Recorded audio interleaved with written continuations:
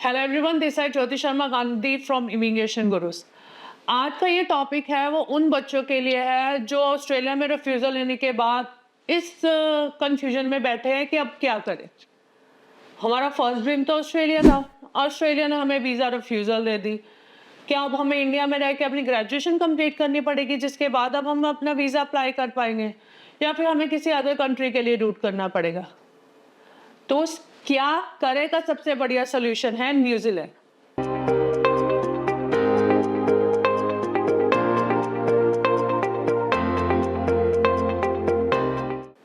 अगर आपकी already Australia से वीज़ा एप्लीकेशन जो है वो रिफ्यूज़ हो गई है, चाहे आप 24 पास आउट हो, 25 पास आउट हो, आप तब भी ऑस्ट्रेलिया जा सकते हो। बट हाँ, डायरेक्ट वे में नहीं जा सकते, इनडायरेक्ट वे में जाओगे, बट लीगल तरीके से जाओगे न्यूजीलैंड से। आप अपनी 1 साल की स्टडी न्यूजीलैंड में कंप्लीट करके आप फर्दर क्रेडिट ट्रांसफ़र ले सकते हो ऑस्ट्रेलिया में, या उससे भी बेटर ऑप्शन ये है कि आप अपनी न्यूजीलैंड में स्टडी कंप्लीट करके आप न्यूजीलैंड में अपनी पीआर लो और वहाँ से ऑस्ट्रेलिया मूव कर जाओ, तब भी आपको किसी भी तरह की दिक्कत नहीं आएगी। मेजॉरिटी ऑफ द स्टूडेंट्स जो है स्टिल कंफ्यूजन में बैठे हैं कि ऑस्ट्रेलिया नहीं हो पाएगा, कनाडा के लिए रिक्वायरमेंट नहीं कर रहे हैं, क्योंकि यूजुअली ऑस्ट्रेलिया के लिए जो रिक्वायरमेंट्स होती है वो as compare to Canada language score की कम होती है। कनाडा में अगर आपको पीटी के साथ जाना है तो 60 चाहिए, और अगर आइल्स के साथ जाना है तो 60 चाहिए। पर अगर बैचलर डिग्री के लिए जाना है तो 6.5 not less than 6 band score चाहिए। बच्चे कहीं ना कहीं पर रिक्वायरमेंट की लैकिंग की वजह से कनाडा जाना नहीं चाहते हैं, या किसी अदर रीज़न की वजह से, चाहे वो वेदर का इशू हो। वहीं अगर हम न्यूजीलैंड को अपनी स्टडी डेस्टिनेशन में लेके आते हो तो जो सेम रिक्वायरमेंट आपकी ऑस्ट्रेलिया की थी वो सेम रिक्वायरमेंट आपकी न्यूजीलैंड की है। इनफैक्ट वो वाले बच्चे भी जो आर्ट्स पास आउट स्टूडेंट हैं, यस, जो बच्चे +2 यानी कि 12th जिनकी स्ट्रीम आर्ट्स में थी, वो वाले बच्चों के लिए भी न्यूजीलैंड में बहुत अच्छे ऑप्शन है। चाहे आप डाइवर्जनल थेरेपी के कोर्सेज की बात कर ले, चाहे आप हॉस्पिटैलिटी की बात करें, इवेंट मैनेजमेंट की बात करें, इनफैक्ट न्यूजीलैंड +2 आर्ट्स वाले बच्चों को इलेक्ट्रिकल इंजीनियरिंग करने की भी अपॉर्चुनिटी देता है। ऑस्ट्रेलिया में फीस के लिए आप बैचलर डिग्री के लिए 18 लाख रुपए पे कर रहे थे, वही न्यूजीलैंड में 12.5 से 14 लाख रुपए पे करने हैं। आप अपनी कॉस्ट भी जो है वो कम कर देते हैं। फिर आपके पास न्यूजीलैंड से ये भी अपॉर्चुनिटी है कि आप अपने क्रेडिट ट्रांसफ़र लेके आप ऑस्ट्रेलिया मूव कर सकते हो। एक अच्छी अपॉर्चुनिटी मिल जाती है बच्चों को न्यूजीलैंड जाने से। तो ये जो आपका क्या करें या क्या ना करें वाला जो कंफ्यूजन अभी चल रहा है ना, तो उसका सबसे बेस्ट सोल्यूशन है न्यूजीलैंड। अब न्यूजीलैंड को अपनी डेस्टिनेशन कंट्री में लेके आओ। ऑस्ट्रेलिया से रिफ्यूज़ल है, ये किसी अदर कंट्री से भी रिफ्यूज़ल है, तब भी आप न्यूजीलैंड में अपना स्टडी वीज़ा के लिए प्लान आउट कर सकते हो। बहुत अच्छी अपॉर्चुनिटी है न्यूजीलैंड में, चाहे आप कोई से भी बैकग्राउंड वाले हो, आप आर्ट्स वाले हो, आप कॉमर्स वाले हो, नॉन मेडिकल वाले हो, मेडिकल वाले हो। अब आपको इंडिया में रह कर अगर आपके लिए ये हो गया है कि मेरी ऑस्ट्रेलिया में रिफ्यूज़ल आ गई है, नहीं जी मुझे तो ऑस्ट्रेलिया ही जाना है, मुझे ग्रेजुएशन के बाद अब अप्लाई करने के लिए बोला गया है, तो मैं ग्रेजुएशन के बाद अप्लाई कर लूँगा। पर ग्रेजुएशन के बाद भी अप्लाई करने पर कुछ ऐसा की इंश्योरेंस नहीं होती है बच्चों के लिए जो एक बार की जिनकी ऑस्ट्रेलिया की स्टडी वीज़ा की रिफ्यूज़ल आ जाती है, कि वो मास्टर्स के लिए भी वीज़ा निकल पाएगा या नहीं निकल पाएगा, क्योंकि प्रोफाइल उस बच्चे की ऑलरेडी 30% जो है वो वीक हो जाती है। तो सेकंड टाइम रिफ्यूज़ल्स के बाद जो है वो वीज़ा लिख पाना थोड़ा सा मुश्किल हो जाता। वहीं आप यहाँ पर रह के डिग्री करने के बजाय, यानी कि इंडिया से आप अपनी डिग्री कंप्लीट करने के बजाय आप ऑस्ट्रेलिया में ना जाकर, क्योंकि रिफ्यूज़ल आ गई है तो आपके पास अपॉर्चुनिटी बन जाती है न्यूजीलैंड की।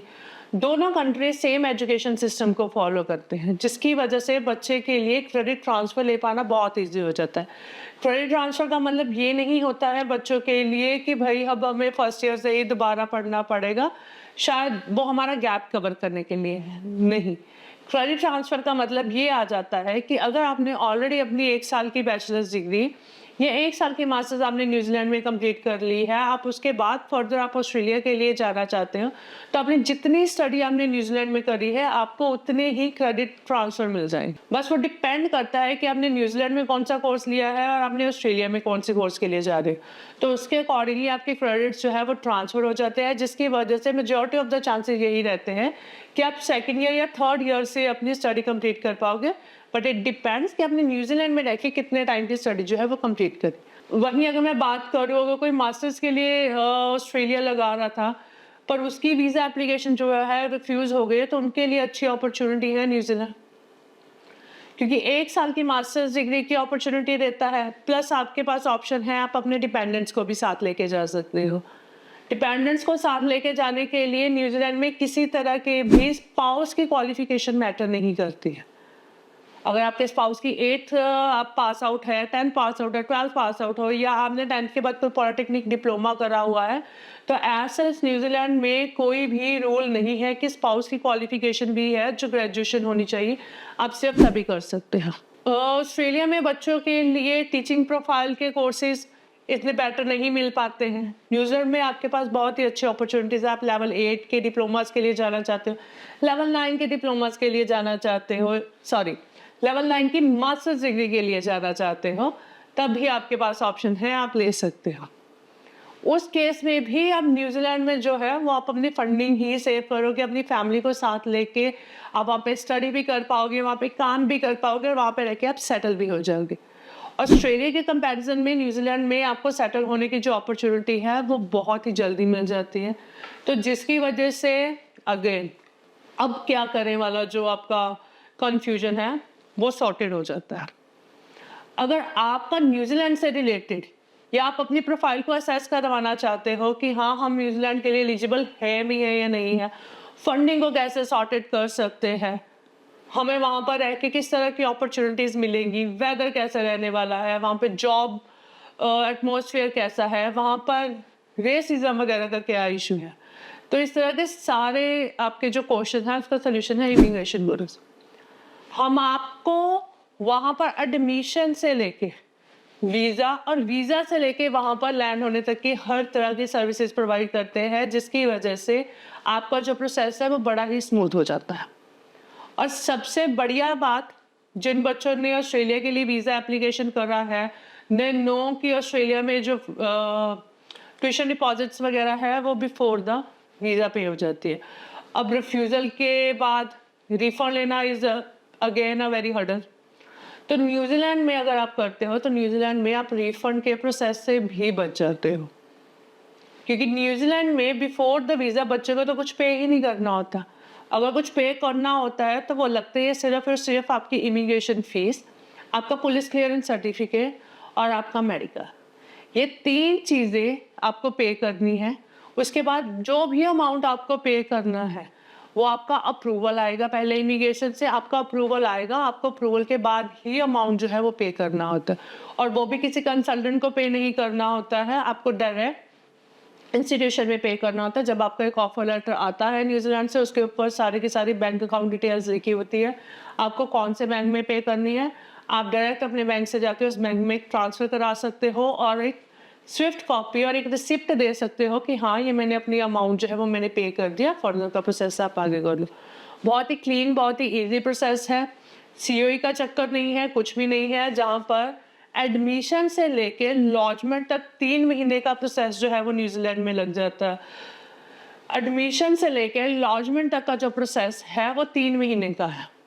लॉजमेंट के बाद अगेन वो इमिग्रेशन के ऊपर है, उसने आपको 15 डेज में डिसीजन देना है या 45 डेज के अंदर डिसीजन देना है। पर वहीं अगर मैं न्यूज़ीलैंड की बात करूँ तो आपका जो ओवरऑल प्रोसेस है वो मैक्सिमम 3 मंथ्स का है। That is the maximum 3 month.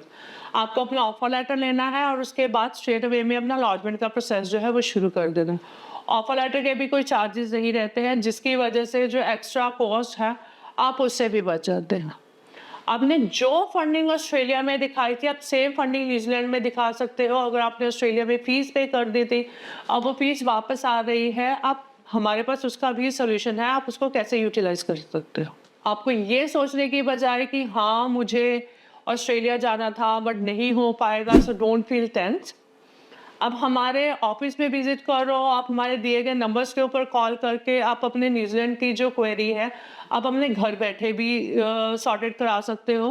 आप ऑनलाइन भी अपने लिए काउंसलिंग ले सकते हो, जिसकी वजह से आपके जो भी डाउट्स रहते हैं related to the New Zealand study visa या ऑस्ट्रेलिया के डॉक्यूमेंटेशंस को हम न्यूजीलैंड में कैसे यूज़ कर सकते हैं, फाइनेंशियल से लेके सारी चीज़ों की, रिफ्यूज़ल की डिक्लेरेशन तक की भी हम आपको हर तरह की गाइडेंस जो है वो प्रोवाइड करेंगे। So don't feel tense, call us on our given number. So we are there to help you. Thank you.